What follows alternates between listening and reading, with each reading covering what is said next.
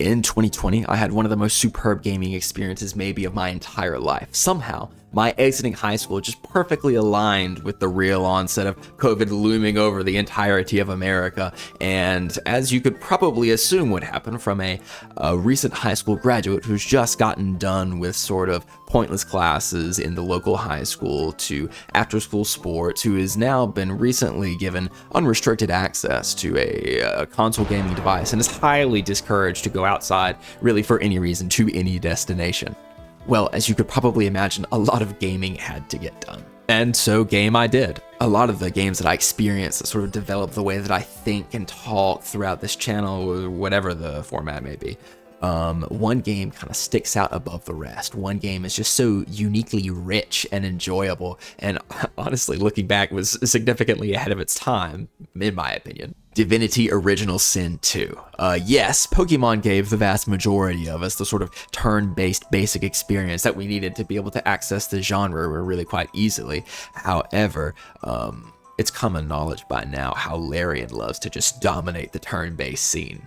From 2013 to today, Hearthstone has also been a really big part of my sort of consumption of turn-based games. I'm a casual player, so I don't play much. I've never even gotten a golden hero portrait yet, despite playing for, over a decade?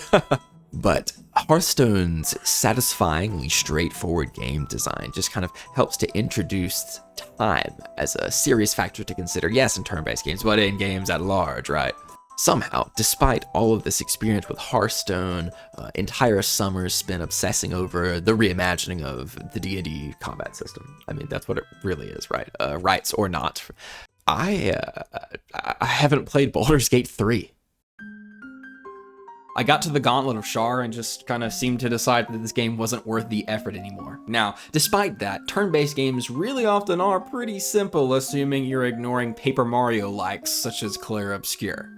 When it's your turn, you gain some form of agency, probably some resources that can help you further your goals of aggressing against your opponent and winning the game, round, match, whatever it may be.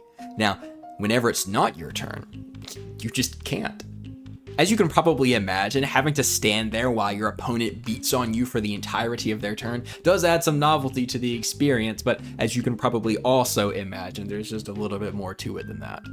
And progressing yourself closer to winning is fun. I mean, oftentimes there are aggressive strategies in turn-based games that revolve around winning in a small period of time, wherein the entirety of the strategy is just to stomp the gas for the entirety of the round, match, whatever you're playing, and just never stop attempting to expend all the resources on your turn as effectively as possible to win the game.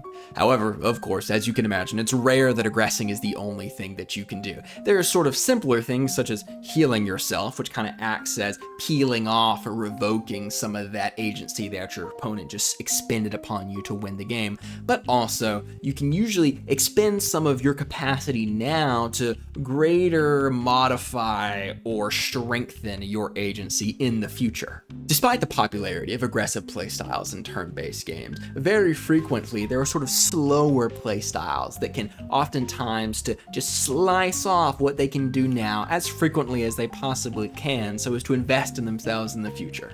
And of course, there is on the internet a largely satirical argument that fighting games are really exhibiting some turn-based gameplay type of behavior, which I'm kind of struggling to disagree with that right now.